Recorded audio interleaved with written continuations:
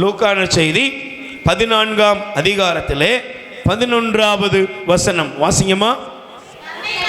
தம்மை தாமே உயர்த்துவோர் யாவரும் தாழ்த்தப்படுவர், தம்மை தாமே தாழ்த்துவோர். அல்லேலூயா. அப்ப முதல்ல மனம் திரும்பணும், ரெண்டாவது உண்மையா இருக்கணும், மூணாவது என்ன செய்யணும் சொல்லுங்க. உயர்வு வரும்போது என்ன வரணும்? பணிவு வரணும். இன்னைக்கு அநேகர் உயர உயர கழுத்து ஆட மாட்டாங்க.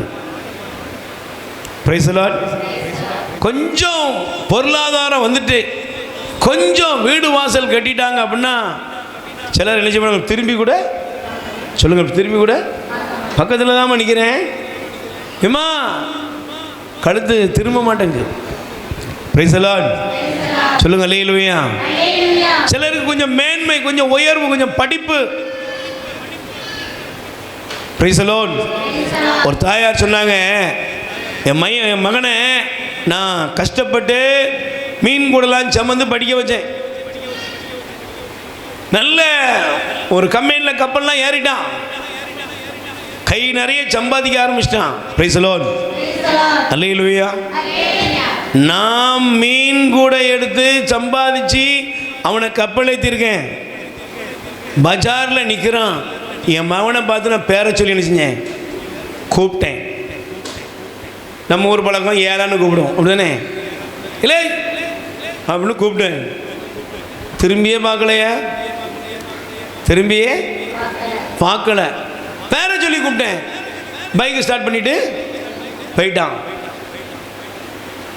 வீட்டில் வந்து கத்துனானா, யாரை பார்த்து ஏழைங்கிற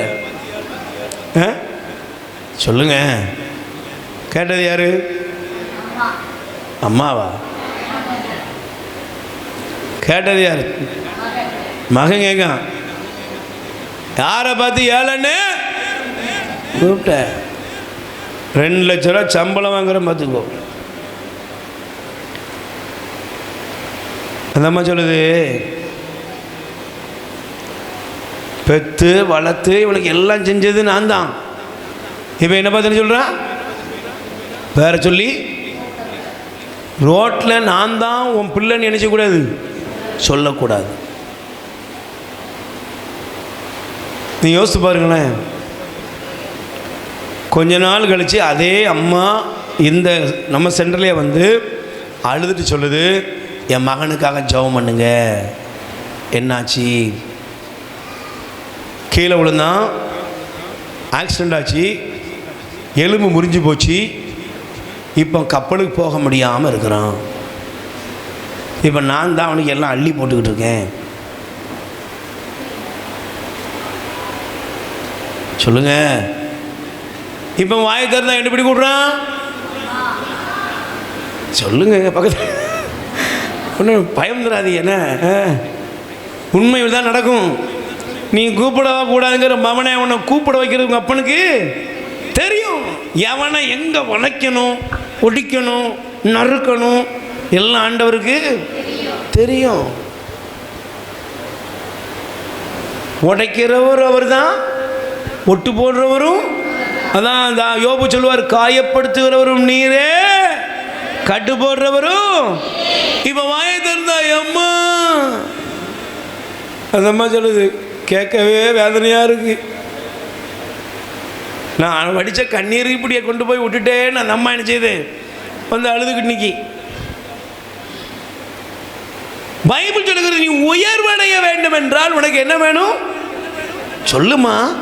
தாழ்ச்சி வேணும். ஆண்டவர் சொல்றார், உன்னை தன்னைத்தானே தாழ்த்துகிறவன் உயர்த்தப்படுவான், உயர்த்துகிறவன் இவ்வளவுதாங்க. நீ உன்னை தாழ்த்து. படிப்பு இருக்கா? தாழ்ச்சியாரு. ஞானம், அறிவு எல்லாம் இருக்குதா? கொஞ்சம் அடக்கி வாசி. Price the Lord. நல்ல ஆண்டவர் உன்னை மேன்மையா கொண்டு போறாரா? அடக்கி வாசி. நல்ல மற்றவங்களை மதிக்கணும். உயிர் வாழ உணவளிப்போம். இரக்கத்தின் ஊற்று கத்தோலிக்க தியான இல்லத்திலிருந்து பிள்ளைகளால் கைவிடப்பட்ட வயதான அப்பா அம்மாக்கள் 100 பேருக்கு தினமும் அவர்கள் இருக்கும் இடங்களுக்கு உணவு கொண்டு போய் கொடுக்கப்படுகிறது. அன்புக்குரியவர்களே, உங்கள் பிறந்தநாள், திருமண நாள், உங்கள் இல்ல வைபவங்கள், இறந்தவர் நினைவாக நீங்கள் உணவளித்து உதவி செய்யலாம். உங்கள் அன்பு கரத்தை நீட்டுங்கள். ஆண்டவர் உங்களை ஆசீர்வதிப்பார். எங்கள் முகவரி: இரக்கத்தின் ஊற்று, கத்தோலிக்க தியான இல்லம், புன்னைக்காயல், தூத்துக்குடி மாவட்டம். அலைபேசி எண் 9894118201. கடவுள் உங்களை நிறைவாய் ஆசீர்வதிப்பாராக.